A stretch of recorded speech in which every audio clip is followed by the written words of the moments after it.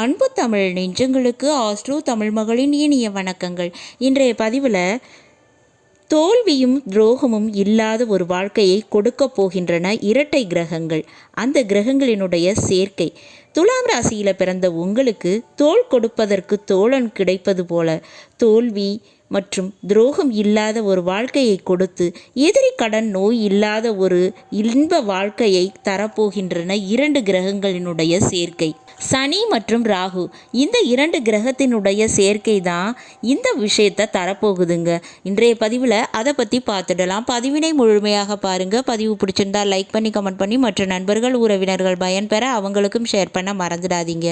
இதுவரை நம்முடைய ஆஸ்ட்ரோ தமிழ் மகள் சேனலை சப்ஸ்கிரைப் பண்ணாத நண்பர்கள் சப்ஸ்கிரைப் பண்ணி கூடவே தெரிகிற பெல் ஐக்கானை கிளிக் பண்ணி ஆல் ஆப்ஷன்ஸும் செலக்ட் பண்ணி வச்சுக்கோங்க. துளாராசியில் பிறந்த நண்பர்களே, துளாராசிக்கு எப்போவுமே யோகக்காரகன் தாங்க இந்த சனி பகவான். மற்ற ராசிக்கு எப்படியோங்க, ஆனால் துளாராசிக்கு சனி பகவான் ரொம்ப நல்லதை தான் செய்வார். ஏன்னா உங்கள் ராசியில் தான் இந்த சனி பகவான் உச்சமடைகிறார். அப்படிப்பட்ட சனி பகவான் கும்ப ராசியில் இருக்கார். 6ஆம் வீட்டில் மீன ராசியில் ராகு அமர்ந்திருக்கார். இந்த 2025 சனி பயிற்சி நடக்க போகுது, ராகு பயிற்சியும் நடக்க போகுது. இதில் முதலாவதாக மார்ச் 29 சனி பகவான் பயிற்சியாகி கும்ப ராசியிலிருந்து இடம்பெயர்ந்து மீன ராசிக்கு போகிறாரு. அதே போல் ராகு பகவான் மே மாதம் மீன ராசியிலிருந்து இடம் மாறி கும்ப ராசிக்கு வரப்போகிறாரு. இதற்கு இடைப்பட்ட காலத்தில், அதாவது இந்த மார்ச் 29 மே மாதம் வரை சனி ராகு ரெண்டு கிரகங்களுமே மீன ராசியில் ஒரே வீட்டில் அமர்ந்திருக்கும் போது நடக்க போகுதுங்க. இந்த மீன ராசி உங்களுக்கு 6ஆம் வீடு.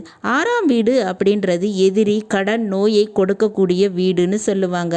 அந்த வகையில் அந்த வீட்டுக்கு அதிபதி குரு பகவான் அவர் எங்கே இருக்காருன்னு பார்த்தா 8ஆம் வீடான ரிஷப ராசியில் தற்காலிகமாக இருக்காருங்க.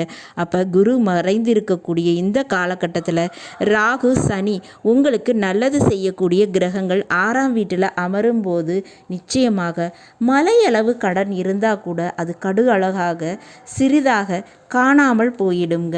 சனி பகவான் அதற்குரிய பணத்தினை ராகு பகவான்களில் அதிர்ஷ்டம், யோகம், ஜாக்பாட், லாட்ரி, புதையல், பூர்வீக சொத்து இந்த மாதிரியான விஷயங்கள் மூலமாக பணம் கிடைத்து அந்த பணத்தினை கொடுத்து கடனினை அடைப்பதற்கு உரிய வழிவகையினை செஞ்சிடுவாருங்க.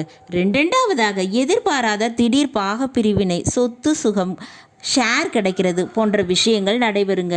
திடீர்னு ஒரு யோகம், வேலை யோகம், வெளிநாட்டு யோகம் இந்த மாதிரியான விஷயங்கள் நடப்பதற்கும் வாய்ப்புகள் இருக்குங்க. இடம் மாறுவது, வேலையில் ஒரு மாற்றம் பெறுவது, திடீரென ஒரு அரசு வேலை கிடைக்கிறது போன்ற விஷயத்தின் மூலமாக நடக்கலாம். அதே போல் வேலையில் ப்ரமோஷன் இதெல்லாம் கிடைக்கலாம்ங்க. அந்த கடனை தீர்க்கும் அளவுக்கு பணத்தை பூர்த்தி அடையும் அளவுக்கு இதன் மூலமாக கிடைக்குங்க. அதுபோல் எதிரிகள், நிச்சயமாக எதிரிகளினுடைய ஆட்டப்பாட்டம் குறையுங்க. எதிரிகள் தடுமாறுவார்கள். துரோகிகளால் ஏற்பட்ட சூழ்ச்சி முறியடிக்கப்படும். அதனால் நிம்மதியாக நீங்கள் வாழலாம். இந்த நேரத்தில் பல வருஷமாக இருந்த நோய் பிரச்சனை கூட சிறிய மருத்துவ சிகிச்சையின் மூலமாக சரியாகுங்க. நோய்க்கு முற்றுப்புள்ளி வைக்கப்படும். சனி ராகு 6ஆம் வீட்டில் சேரும்போது வேலையில் ஒரு பேரதிர்ஷ்டம் உண்டுங்க. வேலைங்கிறது நிச்சயமாக நிரந்தரமாக அமையும். ஏற்கனவே வேலைக்கு போய்கிட்டு இருந்த இடத்துல முக்கியமான பொறுப்பு, பதவி, சம்பள உயர்வு கிடைப்பதற்கு வாய்ப்பு இருக்குது. நீங்கள் இல்லைன்னா அந்த வேலை நடக்காது என்ற நிலைப்பாடு உருவாகுங்க. துலாம் ராசிக்கு நல்லது நடக்குங்க. முக்கியமாக வேலை ரீதியாக இடமாற்றம் நடக்குங்க. இது நடக்கும்போது மிக முக்கியமாக குரு பகவானுடைய வீட்டில் இந்த விஷயம் இருப்பதால் அடமானத்துக்கு போன தங்க நகை மீண்டு வரும். கார், வண்டி வாகனம் மாற்றம் நடக்கும். உடன் பிறந்த சகோதர சகோதரிகளுக்கு நன்மைகள் கிடைக்குங்க, நடக்கும். இந்த காலகட்டம் அதுக்குரியதாக இருக்கும். இப்படிப்பட்ட நேரத்தில் குடும்பத்தில் சுபகாரியங்கள் நடக்கும். பெண் குழந்தைகளுக்கு நல்லது நடக்குங்க. ஏன்னா ராகு சனி சேர்வதால் நிச்சயமாக பெண் குழந்தைகளுக்குரிய கடமைகளை செய்து முடிப்பீங்க. நிம்மதி உங்களுக்கு கிடைக்கும். வேலை விஷயம், குடும்பத்தில் ஒருவருக்காவது நிச்சயமாக வேலைங்கிறது நல்ல விதமாக நடந்துருங்க. இந்த நேரத்தில் சனி ராகு சேர்க்கை ஏற்படுவது 6ஆம் வீட்டில் என்பதால் உங்களுக்கு தெய்வங்களுக்குரிய பரிகாரங்கள் வேண்டுதல்கள் ஏதாவது வச்சுருந்தீங்கன்னா அதனை நிவர்த்தி செஞ்சிடுங்க, முடிச்சிடுங்க. அது நல்லதுங்க. மேலும் புற்றுடன் இருக்கக்கூடிய தெய்வங்களுக்கு ராகு காலத்தில் பூஜை செய்வது, வழிபாடு செய்வது நிச்சயம் நல்ல விஷயத்தை பெற்றுத்தருங்க. நல்லது நண்பர்களே, இன்றைய பதிவு உங்களுக்கு பிடிச்சிருக்கும் நினைக்கிறேன். பிடிச்சிருந்தால் லைக் பண்ணி, கமெண்ட் பண்ணி மற்ற நண்பர்கள், உறவினர்கள் பயன்பெற அவங்களுக்கும் ஷேர் பண்ண மறந்துடாதீங்க.